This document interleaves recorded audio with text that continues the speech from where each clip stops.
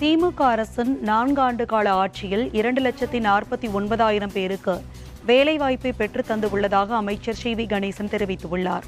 சென்னை கிண்டியில் உள்ள தொழிற்பயிற்சி மையத்தில் பணி நியமன ஆணைகள் வழங்கும் விழா நடைபெற்றது.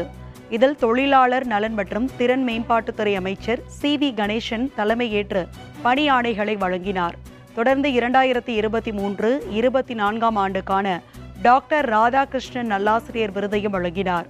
விழாவில் பேசிய அமைச்சர் கணேசன், படித்து முடித்துவிட்டு வேலை கிடைக்கும் என்ற ஏக்கத்தில் லட்சக்கணக்கான இளைஞர்கள் காத்திருக்கும் நிலையில் திமுக அரசின் இந்த 4 ஆண்டு கால ஆட்சியில் 239 தனியார் துறை வேலைவாய்ப்பு முகாம் நடத்தியுள்ளதாகவும் அதில் 2,49,000 பேருக்கு நம் துறை மூலம் வேலைவாய்ப்பை பெற்று தந்துள்ளதாகவும் பெருமிதம் தெரிவித்தார்.